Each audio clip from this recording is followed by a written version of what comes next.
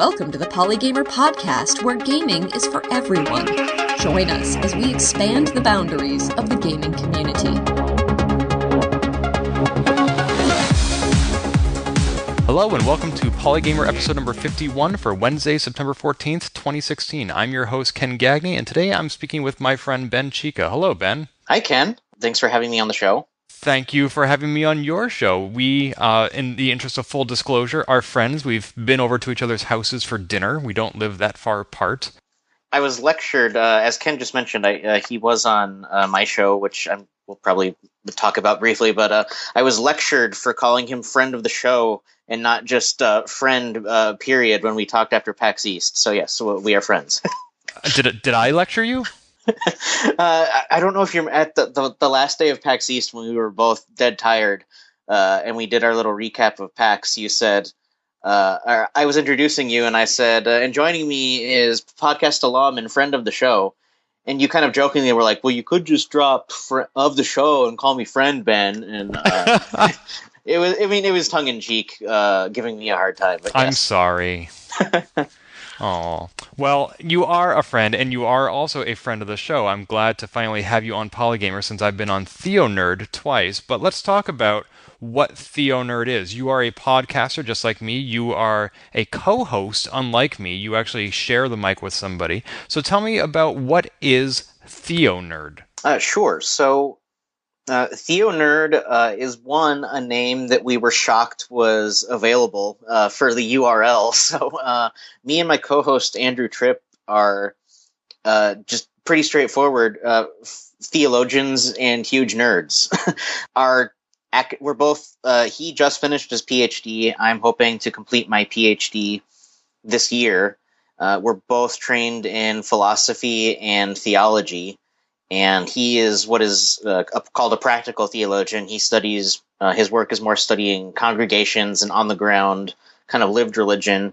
And mine is more kind of conceptual.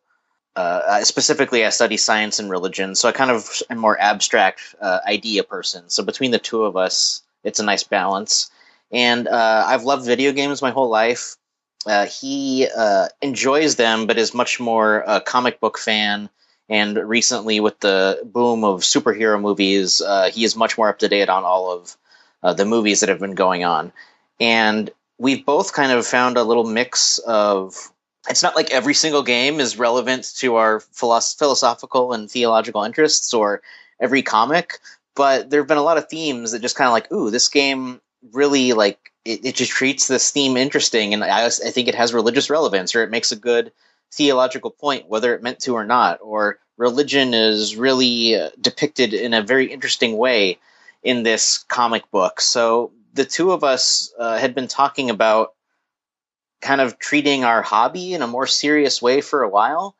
And then the event that basically led to the creation of TheoNerd was all of the unfortunate Gamergate harassment towards women in gaming and the death threats they got. And it just so happened that part of my science and religion doctoral program was working in a neuroscience lab that had just studied Facebook and Twitter and how your brain reacts to it. And shock of all shocks, your brain reacts very similar to it does to in-person interactions. So if you're terrible to somebody online or great to them online, your brain, in terms of chemicals released and how it makes you, the person on the receiving end, feel, reacts the same way. So we had a panel at PAX East 2015 about the science of online bullying, and it was called The Science of Online Bullying, A Lesson in Diversity. So I talked about some neuroscience that kind of just put some data behind the common phrase of, oh, it's not just the internet. Well, it's really not. That we have data to prove it. And Andrew talked about why diversity matters in the wake of that. And it was well attended. We had several hundred people show up. So at that point, the two streams converged, and we said, well, we've been talking about kind of taking this more seriously for a while. We had a panel at PAX, and people responded. So let's buy the URL. Let's set up a podcast, and let's do this. So we did it. And that is your rise to fame in a nutshell. Yes, fame. Yeah, just tons and tons of fame. It's, it's kind of just our little corner of video game / comic and superhero podcasts, our little corner that we've made for ourselves. Where, I mean, we're not. There's huge podcasts that are listened to by tons of people that just cover, hey, what you been playing? What games are coming out? Are they good or are they bad? Like, we don't need to try and like take over that spot. One, it's not going to happen because they're all so well established and entrenched. And we have this little kind of religion, philosophy, and games thing going on, and the people who kind of get that triangle and the diagram and how they can intersect seem to be enjoying it, and we love talking about it. So yeah, we're not the biggest thing in the world, but it's a conversation that didn't seem to be happening all over the place, so we thought we could fill that void.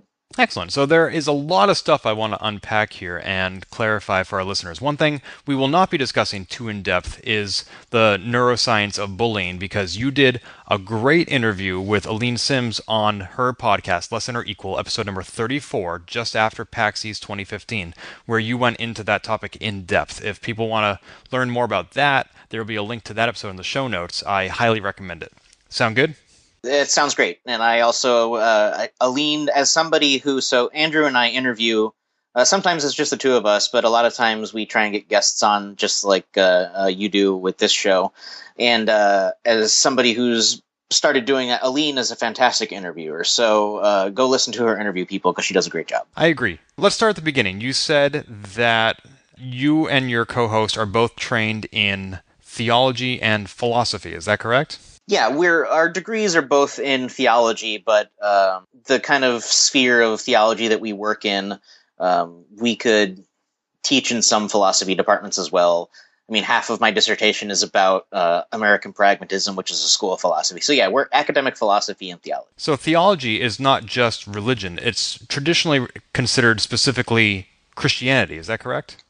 I mean, I guess traditionally there's something to the tradition that there's the canon, so to speak. So even though modern theologians are very critical of a lot of big names that people might know, like Thomas Aquinas or Augustine, and philosophers that were also kind of Christian theologians like René Descartes, or even Immanuel Kant, who was not a theologian but was sympathetic to religion.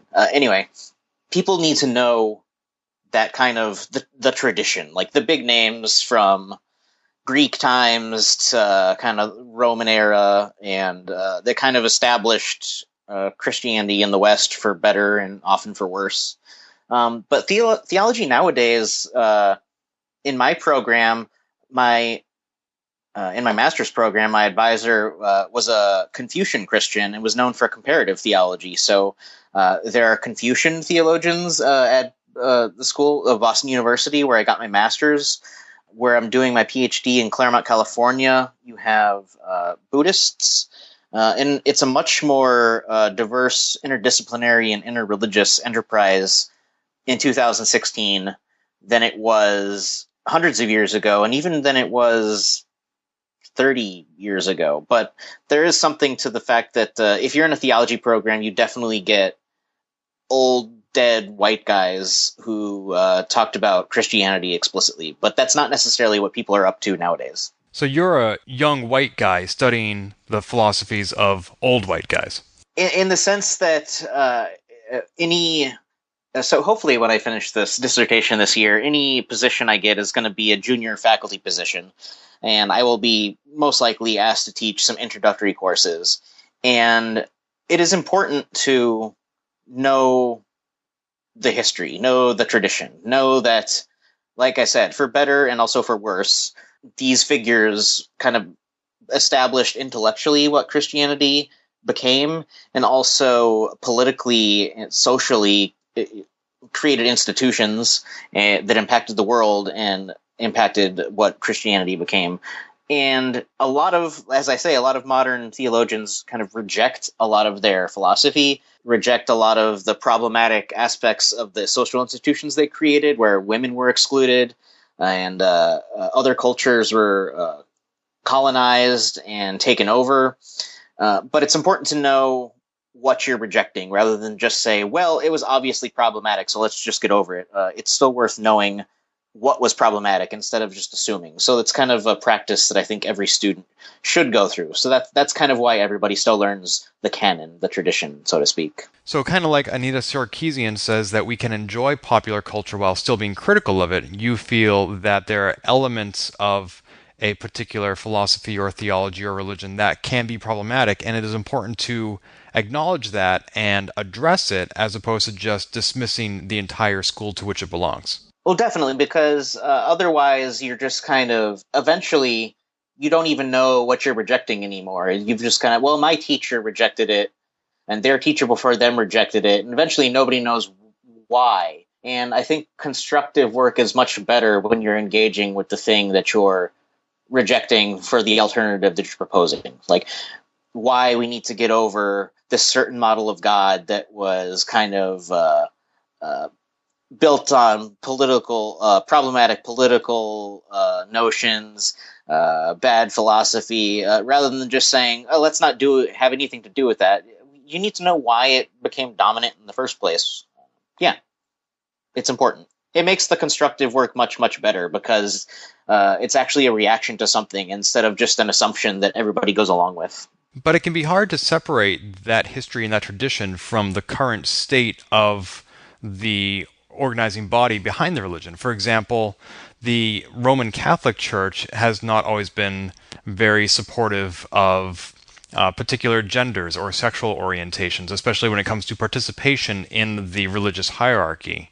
So people who belong to those marginalized demographics may find it easier to dismiss the entire religion because it does not embrace them. But that one particular opinion or perspective that the church holds, you're saying is not a reason to reject the entire religion. Yeah, I guess I'll give you an example with the current political climate. I'm not going to endorse anybody, but just an example of something that's happening right now. So there's a bunch of liberation theologians, and liberation theology came out of the global south, and it was basically theology by and on the behalf of marginalized peoples. And a lot of it is very it's socially liberal and progressive. It's kind of, let's establish policies and create reforms to help these historically marginalized people find a better place in the world and just have better lives. And then it has theology that supports why that's a good thing to be done. But rather than kind of, we'll say, without getting too much in the history of it for listeners that don't know all this, a very kind of traditional white liberal Protestant Christianity, which can very just easily, let's get over the old concepts and institutions and just do this different thing instead. Liberation theology, and in wake of a lot of incidents between African American communities and police officers in this country, have been having this very socially progressive agenda, but doing it through very gospel-oriented, charismatic, kind of traditional-looking Christian movements, Christian services on Sunday, gatherings at city halls, kind of protests in the streets. If you just looked at how it appears, the aesthetics of the events they're putting on, you would say it looks like the conservative Christianity that I want nothing to do with as this marginalized person who was hurt by that. But what they're actually doing is recovering, saying, actually, in this kind of like good time religion, there were the resources all along to liberate these historically marginalized people. And what I respect about that is, with the example of the Catholic Church that you mentioned, there are liberal Catholic theologians that are currently, some of them get in trouble with the Vatican and some just get ignored, but they're trying to, from within, say, instead of just getting rid of all this, let's realize or try and reveal to you that the resources were in the tradition all along. We just need to deflect it or re-understand it or bring up lines of thought that had been neglected and show, oh, like we really should be supporting women priests. We should be supporting LGBTQ individuals. And it's hard work because they're trying to play to an audience that historically and still currently doesn't always want to hear that. But it has a better chance at actually changing institutions than just somebody who says, just get over it, change everything, and let's just do this other religious thing over here. Let's all just be super duper liberal. Well, you need to get over your prejudices. That tends to fall on deaf ears versus having a kind of more sympathetic change from the inside. Okay, I can see that. Thank you for explaining that. I appreciate it. There's a lot more we could talk about regarding religion, but I want to tie this back into the topic of Polygamer, which is all about video games. You said you've covered video games in TheoNerd because you find it interesting how they may be representing or manifesting certain theological or philosophical principles. Can you give me some examples? Yeah, so as I said, it ranges from philosophy to theology, and it's not always an explicit theological concept. So a few examples I was thinking of before we started recording was I read a lot of philosophy of science because of my degree is the relationship between science and religion. And Soma, the recent horror game, was a fantastic exploration of some current theories of consciousness and how consciousness could survive without a body. And could there be something that you could call eternal life or life after consciousness after the body that we could live on? And not even in a religious term, eternal life, just people playing with notions of consciousness that could live post the death of the rest of our body. And Soma did a fantastic job of exploring some actual alternatives that philosophers are debating right now. A lot of what Andrew and I have been interested in is games that kind of support agendas is not the right word, but kind of just have a similar social outlook, maybe. So we're both religious pluralists. We're also kind of social everything pluralists. We just need more of everything. So we've both been promoting LGBTQ rights. We want more religious pluralism in the country. Understanding more religions where kind of a certain notion of Christianity is the dominant notion of religion. So games like Gone Home or games like Life is Strange, where gamers maybe get to enter into a life and a perspective and a way of living that they may not always get to experience as, in our cases, two straight, cis, white guys. We just enjoy those games because we similarly want to see more of that in the world, and those games are promoting more of that in gaming, where that is not always present. So it's not always that we think a game has a great theological point.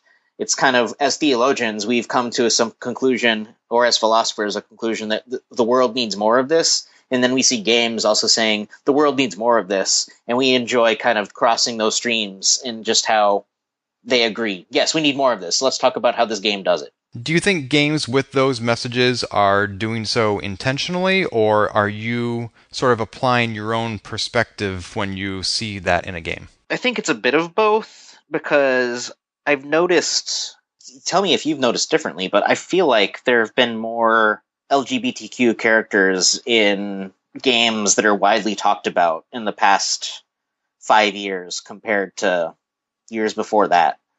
But I also don't think, I've heard Steve Gaynor from the Fulbright company who made Gone Home, I've heard him talk about how the game was not a gay rights game. It just happened that one of the characters was gay, and lots of people really latched on to that part of the story in the game, and it became very meaningful for them. But I think that's one of the things I like about Gone Home specifically, because rather than creating... So this is me saying that games not only are doing more of this, but also doing a better job. Rather than creating a gay character and then saying, hey, look over here, we made a gay character. Look, this character's gay. Or look, we have a transgender character. Everybody look over here, this character's transgender. It was just a character in the game, and it just so happened that that's who they are. and it did not shine a spotlight on it as if the creator was saying, look at us, look what we did, we included this in the game. It was just naturally revealed, and this is just who they are. We don't need to put a bright spotlight on it, and I think that's a big step forward. So it's probably a bit of me getting excited about something that I want to see more of anyway, but I also think that's maybe a good thing if it's not being done intentionally, because then the characters come off as more natural rather than forced. But at the same time, if we're not putting the spotlight on them, then they're not necessarily taking center stage. I mean, a lot of these characters are supporting characters. Like, there is actually a Wikipedia entry for LGBT characters in video games, and it breaks it down by year. And I see very few main characters listed on here. It's usually secondary or supporting characters. The one exception I can think of is Life is Strange, where the two characters are ambiguous, and it depends on how the players make decisions as they're playing the game. Gone Home, obviously, is a major exception because that was central to the plot. So when you say there are more LGBT characters in the last 5 years or so, I would agree with that. I think that is just the natural progression of things, but I'm wondering if it's too little or if it's too slow. Perhaps. I'm hesitant to say whether it's too little or too slow, because something I've been learning as I've been trying to get more involved just in the video game scene, and especially around Boston, and just try and go to more events, speak to more people, is that initially it was really easy for me to show up to events and I was like, well, I have a PhD, or I'm about to have a PhD. I'm supposed to be a sort of expert or something. I need to have an opinion about these things and say something. And then I took a step back and was saying, well, no, I mean, my PhD in theology and science and their interaction, it's not a relevant credential to the video game world. Like, what on earth does that matter to people who make and talk about video games? So what is relevant is if I actually have an interesting idea or angle on this that they've not thought about before. So I started quieting down, basically, and listening more. And I've heard divergent opinions from basically, yes, we need more, because still, like, raw percentages, characters are basically still straight white guys in video games. But I've also heard that people who are not cis white guys have enjoyed not having spotlights shown on their characters, as if it was like tokenism. Like, ooh, look, they're in the game. Aren't we clever for doing that? So I don't have an answer one way or the other than those. That's the tension I see. And the best I can do is to raise that tension up and say it's probably a little bit of both that we need more of. You know, when I think about mainstream media and gay characters, I often think about Brokeback Mountain, which was very mainstream, very advertised, very controversial, starred some big names as gay main characters. Do we have a video game like Brokeback Mountain, or do we need one? I guess I don't think we have one. Life is Strange, maybe just because it's recent, that's what I'm thinking of, but Life is Strange might be the closest thing to that. But then things are, as you say, much more ambiguous there. It depends on how you play and what you explore, what you actually learn. It could be... Yes, I think it would certainly be good if unapologetically it's just these are the main characters, or the main character, they're gay, and outside of RPGs like BioWare's, where you can go that route if you want to, but it's all up to the player whether or not they do that, with all of your romancing options in games like Mass Effect and Dragon Age. I think it would certainly it would be a sort of a statement, and it would do something if there were more games like that. But I would want to keep seeing, now that I mentioned Mass Effect, scenarios like near the end of Mass Effect 2, I want to say. I'm forgetting the crewman's name, but you can just be walking around the Citadel and completely not, like, there's no mission involved. You're just, chatting with people and pressing a button. And he's up against the railing, and initiate a conversation. And it's like, oh, you look sad. What's going on? And he says, well, my husband just died in the explosion on that planet that we just escaped from. And he kind of has a very, like, he's sad, and he's very honest about why he's sad, and Shepard kind of consoles him as best Shepard can. But I would still want moments like that where it's just, like, very nonchalantly, the game was like, this man is gay, he was married, his partner is dead now, and he's incredibly sad because they had a real, genuine love for each other. And that was a really fantastic moment. And I think it's moments like that I've heard people talk about, where they really loved when LGBTQ characters were not tokens in the game. Like, that was just a very honest portrayal of, this gay man was in love, his partner is dead, there is real sadness. So I think it would certainly be fascinating to see some, like, big, huge budget AAA game with LGBTQ lead, but I would still want those smaller non-spotlight moments because I find them so touching and special in their own way. So there haven't been a lot of video games with as many gay characters as there are in other media. For example, I can very easily name many movies and TV shows that have gay main characters. It's hard to do that with video games, as evidenced by this discussion. And yet, in one of your blog posts, you wrote that video games tend to be ahead of the curve in addressing social issues. Can you explain what you meant by that? Yeah, so I think you're probably referencing, I had 2 write-ups after PAX East this year about my experience kind of being there, and I took my recorder along with me and got some interviews and kind of covered PAX for the first time ever. So I think that's what you're talking about.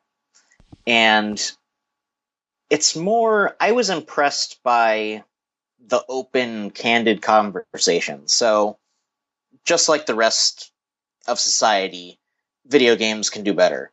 And I've heard various talks at events that I've gone to about just, raw numbers. We still need more women working in the video game industry, both covering it as journalists and making the games. There needs to be more protection for transgender people employed in the game industry.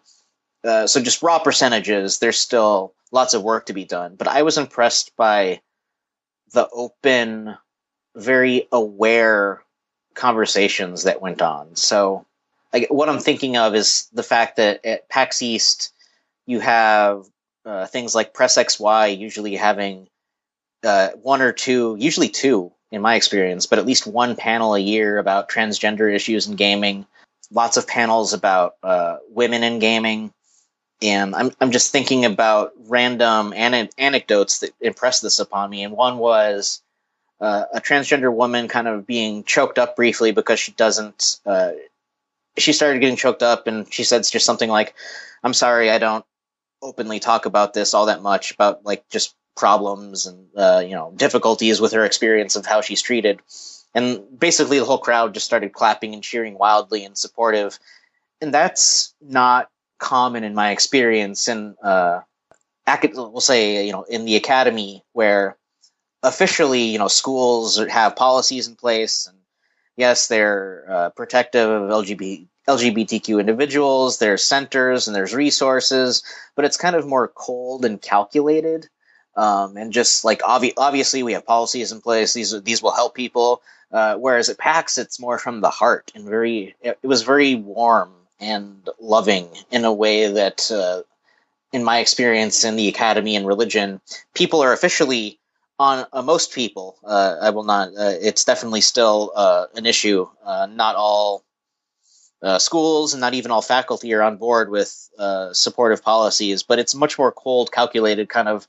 Of course, yes, we support them, but it's kind of the heart is not there. It's like, why is this transgender student having issues? We have policies in place. Well, maybe because the heart is missing, but the heart was there at PAX East when the crowd cheered for transgender women talking about their experiences in gaming, or when the awareness angle was a fascinating exchange between a gay black man and a straight white woman, both exchanging kind of awareness of, well, as a black man, I have a certain amount of privilege over you because even though I'm gay, I'm still a man, and like men have a certain privilege over women in this country? And she said, yes, and we have problems, but I'm white and straight, and you're black and gay, so there's like a certain amount of privilege that I have over you.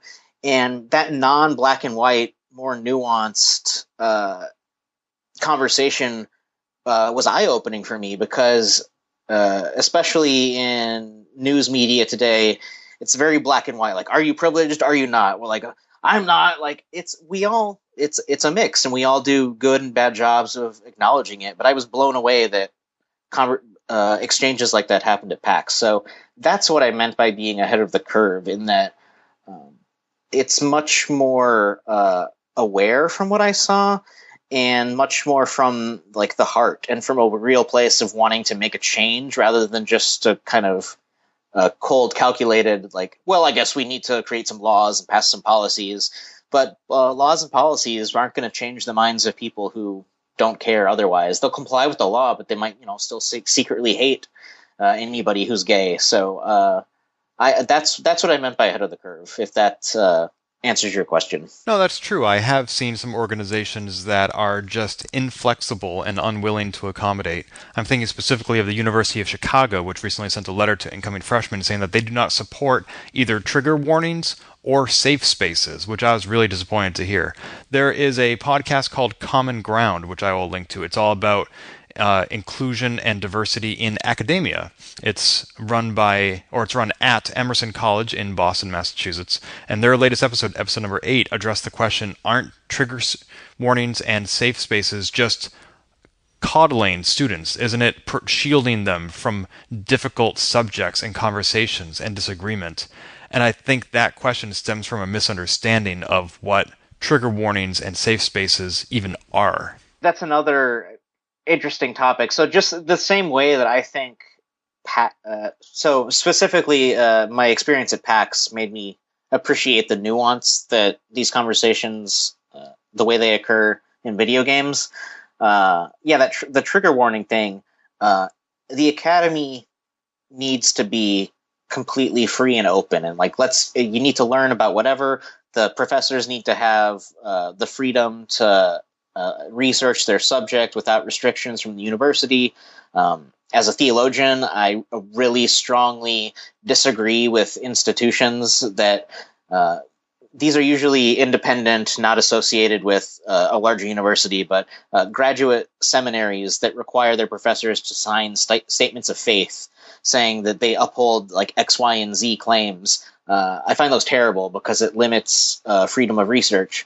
But at the same time, I don't think denying trigger warnings and safe spaces necessarily follows from the need for freedom, because isn't understanding those part of free and open research?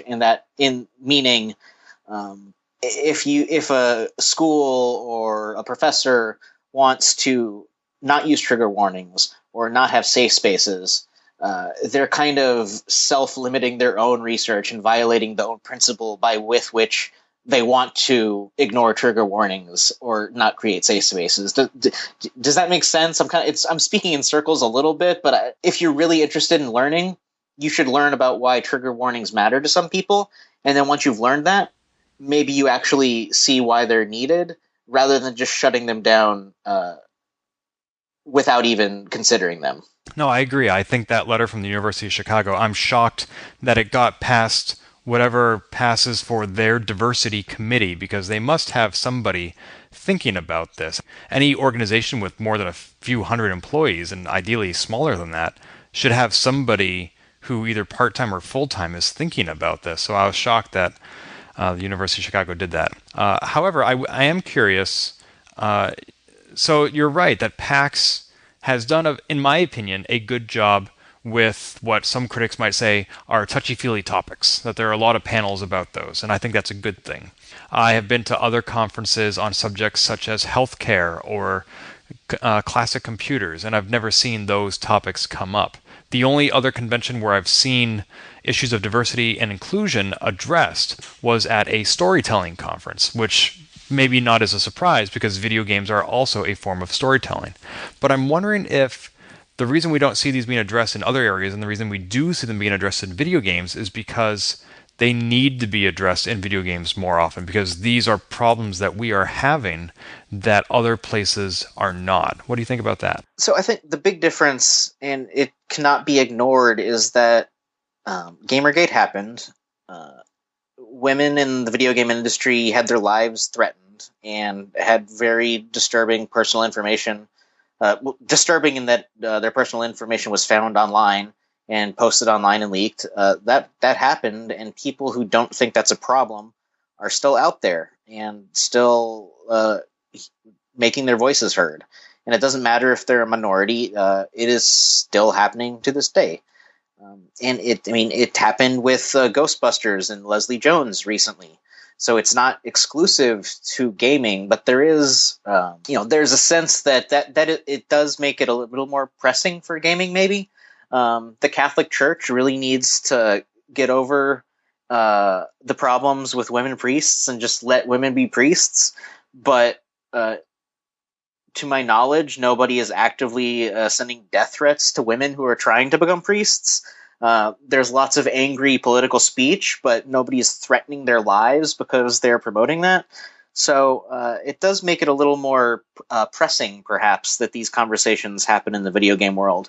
But I guess my hope is that video games can take the charge in society that way because, well, we need to have these discussions because people's lives matter, and we got to talk about it because this has happened. So, but maybe in being forced to address it, it can be a model for other sectors of society and religious groups, political groups. Maybe that could be a fringe benefit of being forced into the conversation by unfortunate events. So even though we may be seen by outsiders as an example of things that are wrong, like sexism and racism, maybe we can also take advantage of that spotlight and become an example for how to fix those problems as well. Well, yeah. I had a wonderful conversation with Susan Arndt at PAX East, and she gave a great reminder that, we have these conversations because, the events happen. So we need to talk about women in gaming because women have been threatened recently. But you know what? Most gamers are awesome. And the only problem with the perception of gaming being this awful, terrible place is that we're actually talking about it. The movie industry, women are still not paid as much as men in the movie industry. Your huge superstars, men still make like 4 or 5 times as much, even amongst huge, massive names that you could list off. But they're not really talking about it at the same pace. So in talking about it, the video game industry shines a light on itself, and people will say, oh man, the video game industry looks really bad. Well, it looks really bad because a bunch of really good people are having this conversation and trying to make things better when a small minority is acting. But because they're actually willing to have the conversation instead of pretending like everything's okay, it looks bad because you're talking about problems. Whereas other industries still aren't highlighting the critical voices, or everybody's kind of pretending like it's okay.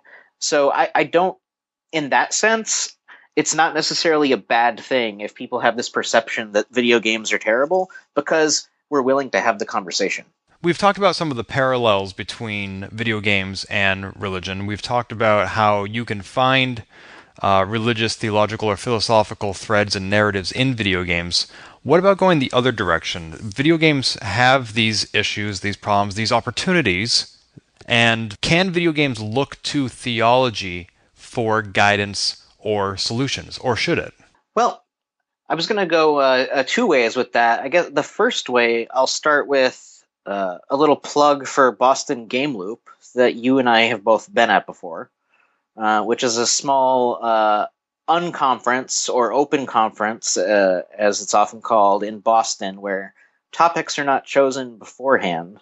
Everybody just shows up the day of and meets people and finds out what everybody's interested in.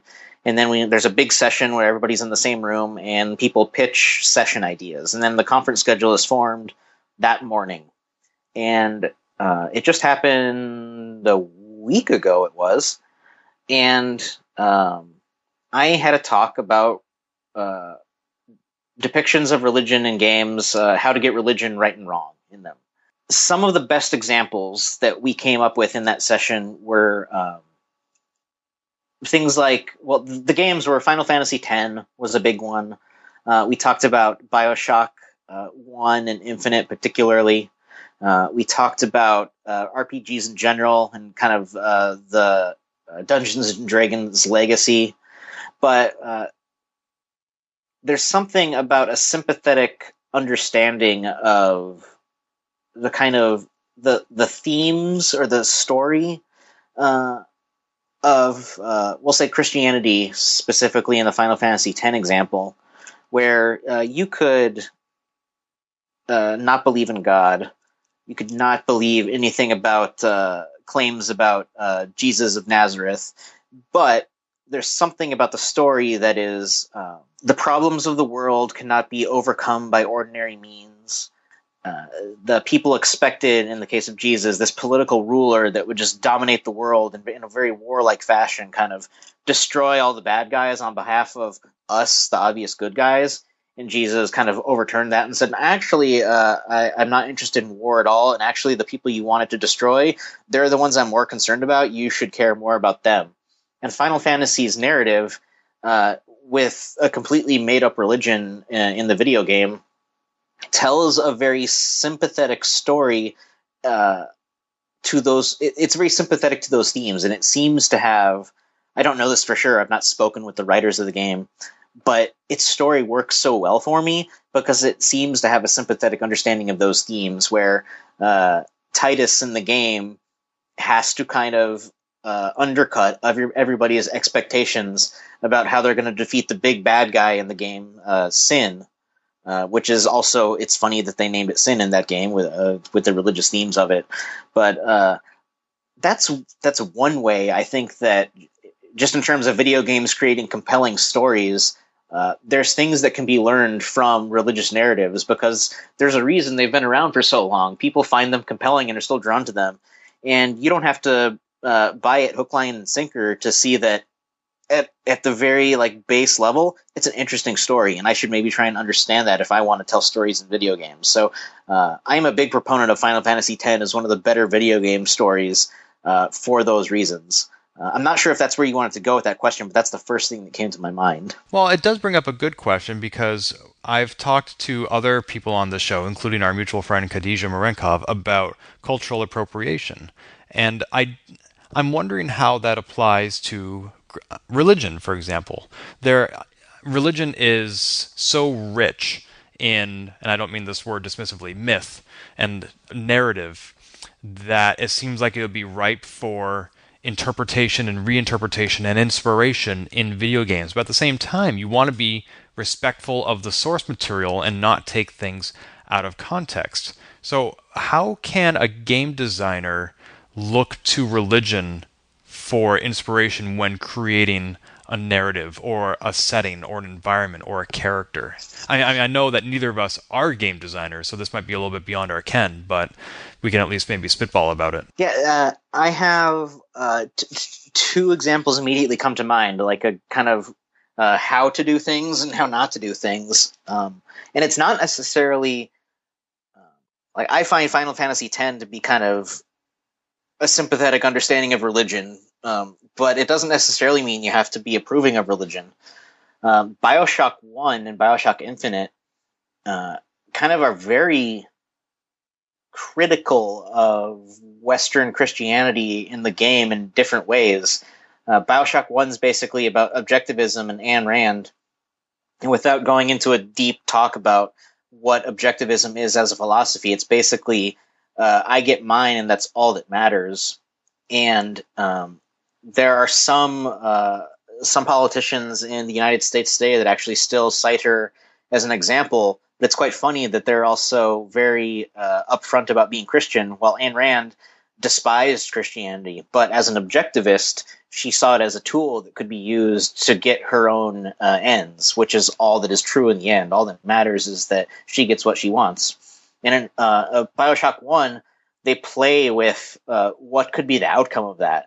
So you'll hear splicers in the games. I think they're singing "Jesus Loves Me" and other kind of like children's Sunday school nursery rhymes, and it's kind of a chilling example of how problematic uses of Christianity can be used to devastating ends. Where this is, rapture was destroyed, but the people who rose to power still got what they want in rising to power. Similarly, in BioShock Infinite.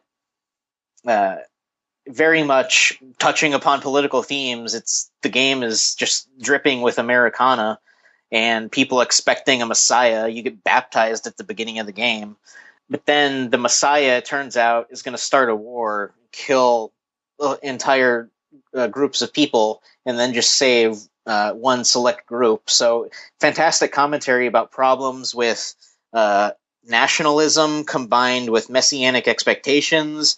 It could be, allegory to nuclear bomb problems. Very critical of Christianity, but fascinating because it very clearly understood politics and religion and how they can mix.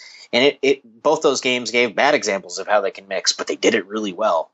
A bad example, I think, it's not going to be religion to most people when I say it, but the God of War series.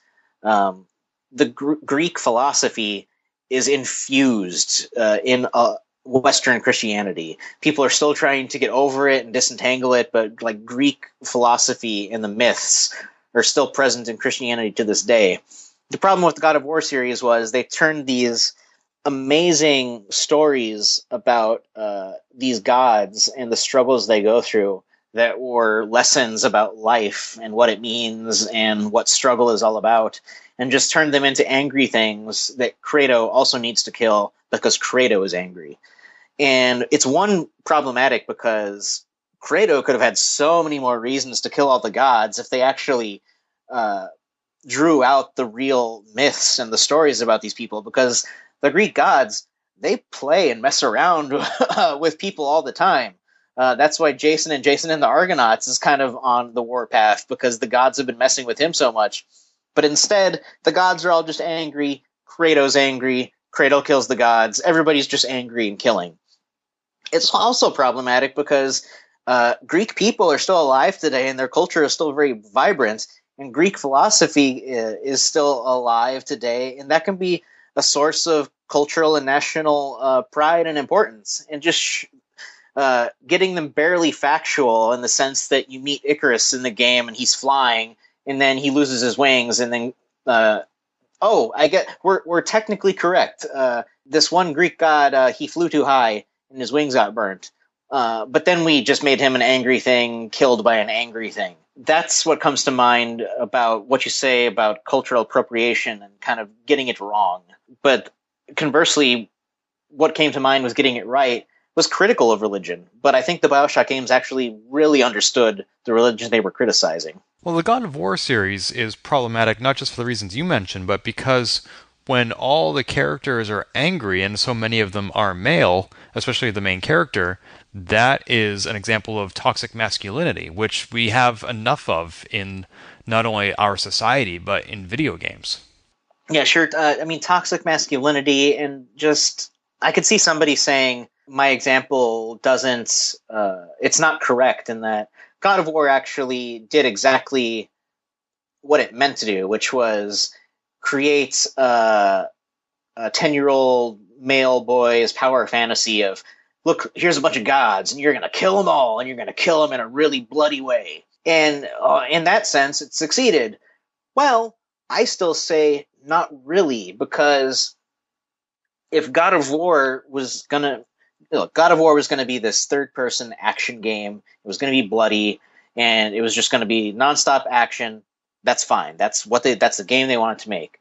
It could have been so much more interesting, and even though, let's say they don't care about the story, they just want the action to be satisfying. The action would have been way more satisfying if they would have dove in deeper into the Greek myths, because you would have had way more reasons to be killing all these gods other than I'm mad as Kratos because of this one thing that the gods did to me in the past. The gods are actually way, way, way more manipulative and conniving in the Greek myths than they are in the God of War series. And there could have been a much better story that you as the player, as Kratos, really would have had reasons to be angry at the gods and fight them. So even on its own, taking it for what it is, it's just this kind of power fantasy and action game kill stuff. All of that action would have been way more satisfying if they actually understood those myths at a deeper level and presented it in the game. I still hold that up as a failure on various levels. I do see a slight difference, though, where the Greek mythology is definitely part of Greek culture, but correct me if I'm wrong, as far as I know, it's not an actively believed or practiced religion per se nowadays, whereas there are a lot that are, like Christianity, Islam, etc. Sure. I kind of brought it up as kind of the part of your question was cultural competency. It's not a lived religion, but there is a kind of lack of cultural competency, if you will, with the way God of War presents the Greek myths, was my point. Okay. We're running a little bit long. I want to move on to another topic, which was that in, I think, one of your blog posts, or maybe it was Less Than or Equal, I forget, you proposed that Gone Home could be taught in schools, perhaps in the context of how video games can be used to encourage empathy in the players. I think you attended my PAX East 2015 panel about empathy and narrative in indie games. I was there. Great.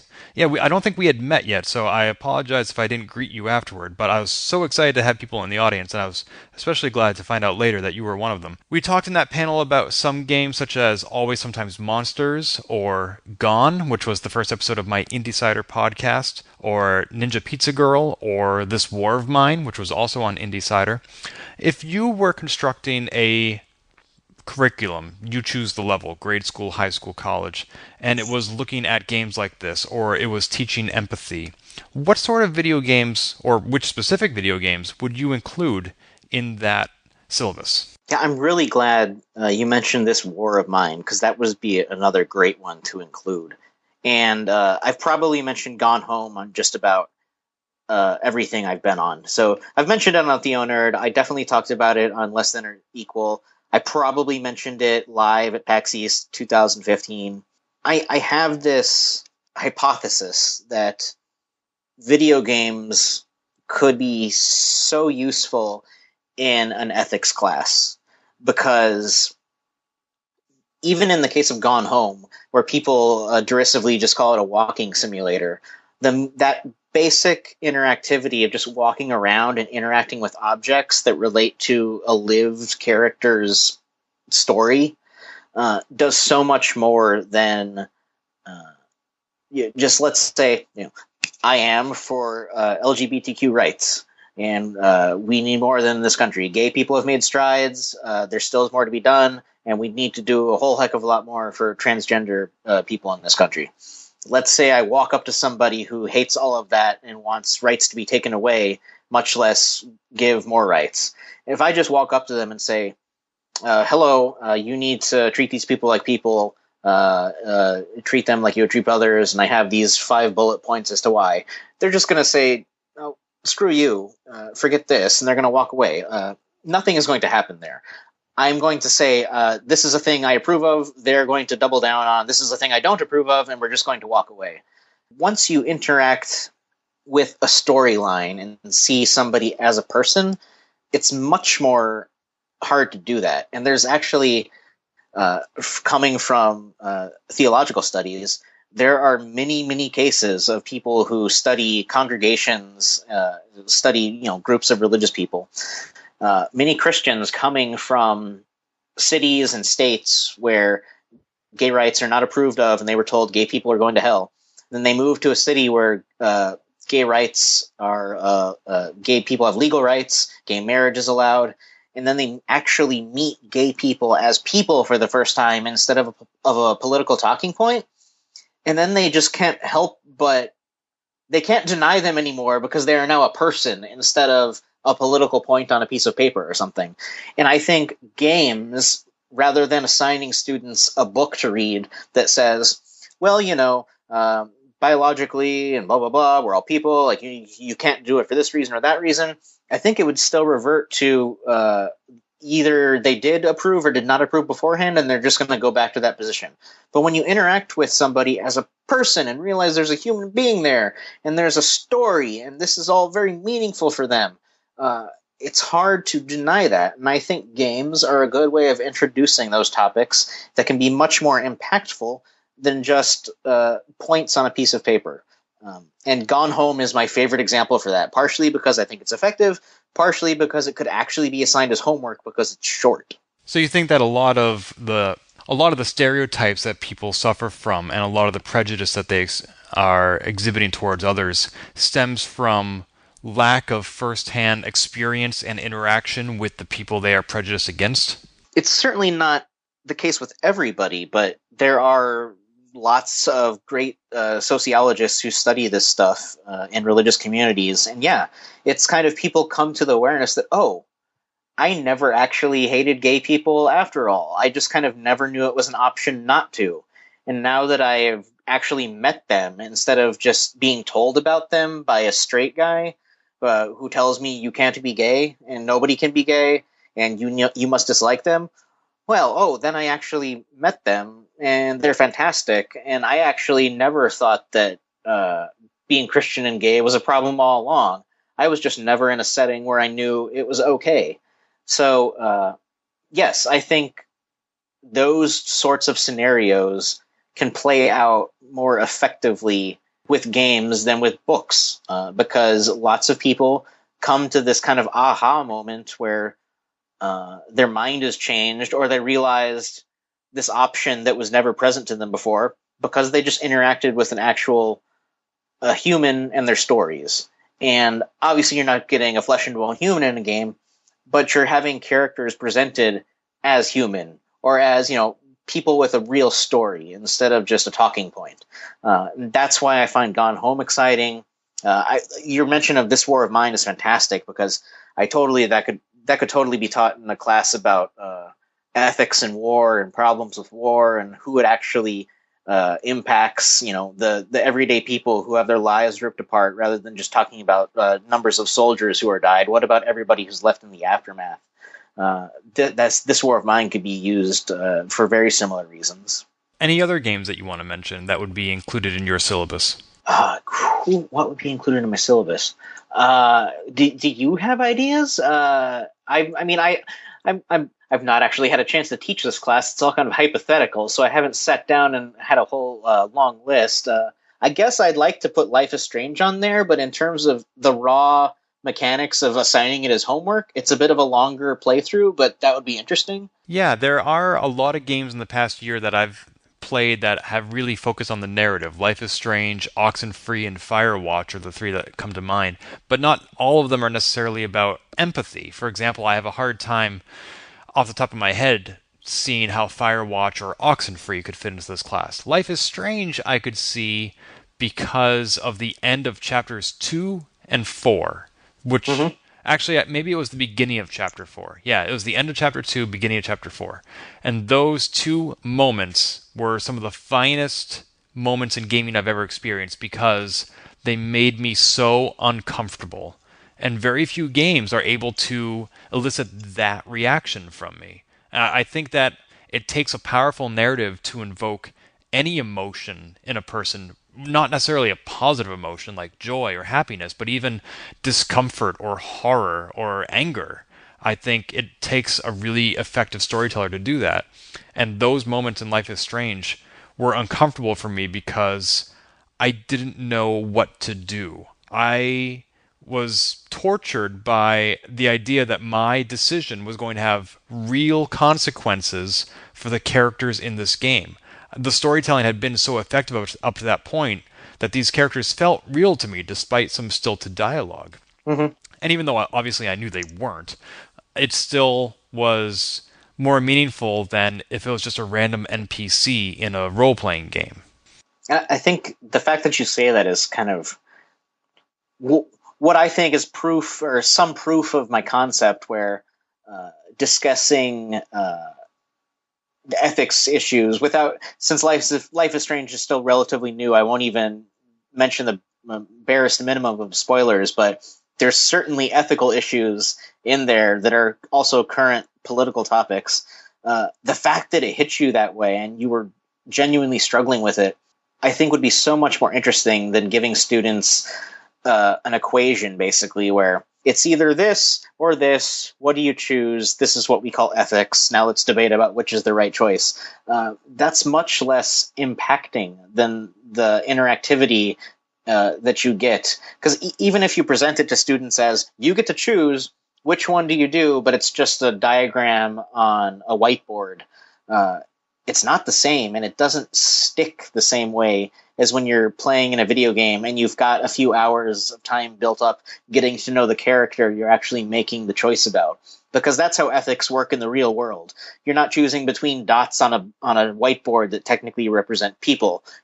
It's actual people with lives and stories, and you may know some of them.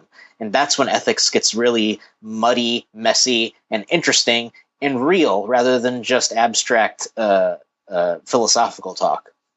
So I appreciate your comment and take it as proof of my hypothesis. But at the same time, let's say that timing wasn't an issue, that we were able to assign a lengthier game like Life is Strange to a class and have them play up to the beginning of Chapter 4, for example.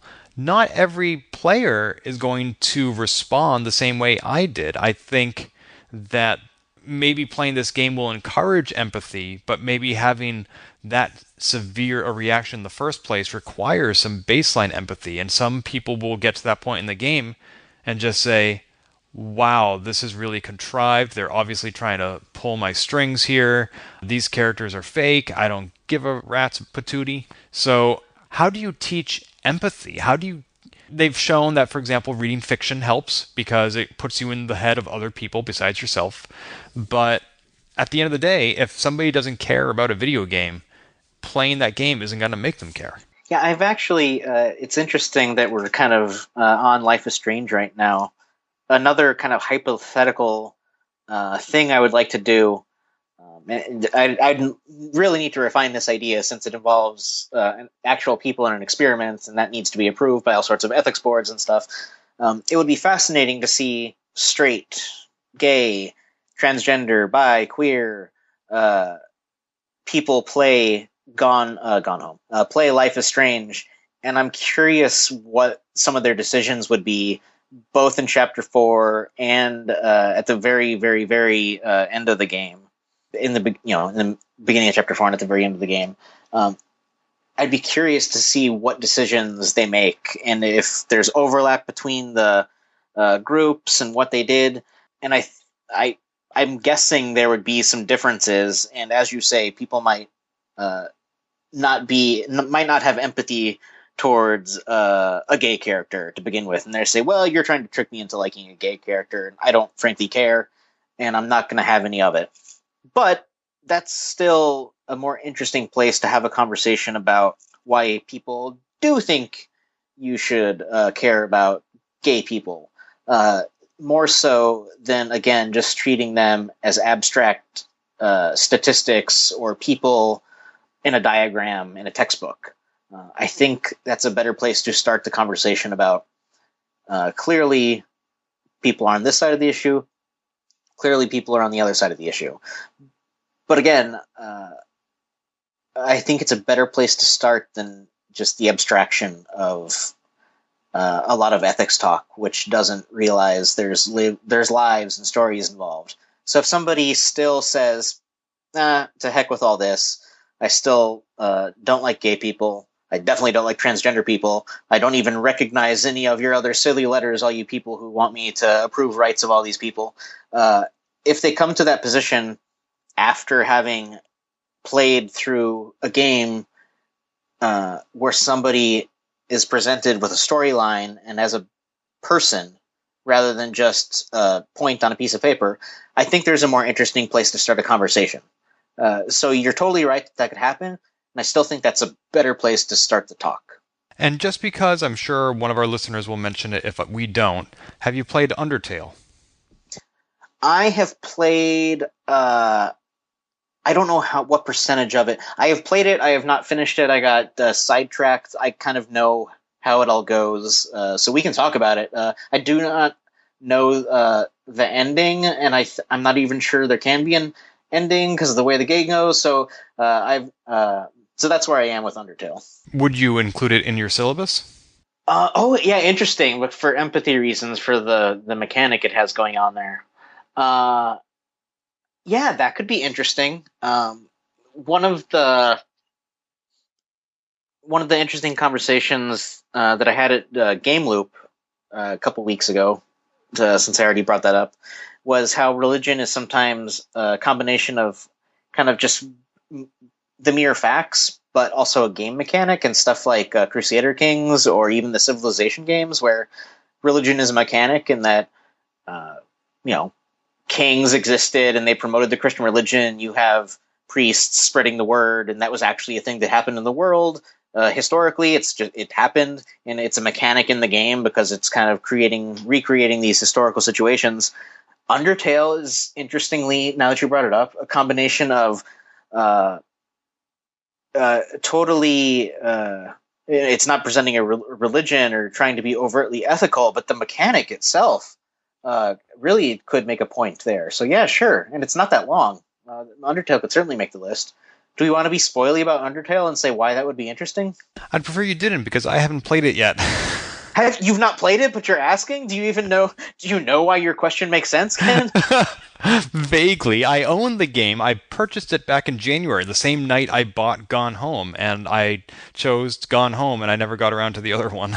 The way it lets you resolve combat situations is fascinating throughout the entire game.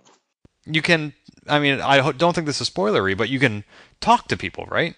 Yeah, you can fight. One of your options in a classical like JRPG fight situation is talking. You can also fight. You can also talk. So yeah. Well, that sounds much more realistic and much more diverse. And, so many games, the only answer is to shoot the thing you're facing, and that's disappointing in a narrative sense. Yeah, man. Now that you say you should definitely. Coming from somebody who just said he hasn't beaten the game, you should definitely play the game because it's short, and I should probably go back and beat it myself. But yeah, your question makes more sense than you maybe even realize it did in the context of this conversation, since you hadn't played it. I'm just that good an interviewer. Ah, yes. Actually, if I go to the website howlongtobeat.com, Undertale is estimated as taking, at the minimum, 6.5 hours, at the most, 18 hours for a completionist approach. I know there's some really wild stuff going on with completing that game. My understanding is that if you're just kind of playing it, it's like, I think it's more like, 5 to 6. That sounds doable. I should make a point of that. Some weekend coming up. Well, Ben, we have covered a ton of topics, and they're very in-depth topics. I know that we could talk a lot more about any one of these. I encourage listeners who are interested in these topics to subscribe to TheoNerd, which is found at theonerd.com, where you and your co-host discuss more of these matters in depth, far more frequently than Polygamer does. Are there any other links that you'd like to share with our listeners, such as where to find yourself on Twitter? Yeah, thank you for plugging the show. Yeah, it's theonerd.com, and you can just search for TheoNerd on any app that you use to listen to your podcasts. And we're on Facebook and Twitter at TheoNerdcast, and I'm on Twitter at Ben Chicka. And that is where, interestingly enough, my Facebook and my social media is split. Facebook is where all of my religious conversations happen, and Twitter is where all of my video game conversations happen, because that's just how the friends happen to go. So if you want to hear me talk about kind of philosophy, theology, but always related to video games, Twitter is where that will happen. Excellent. Ben, thank you so much for being a friend of the show. You could just call me a friend, Ken, and drop off the show. Maybe someday. Thanks again, Ben. I'll talk to you later. Thanks, Ken. This has been Polygamer, a Gamebits production. Find more episodes, read our blog, or send feedback at polygamer.net.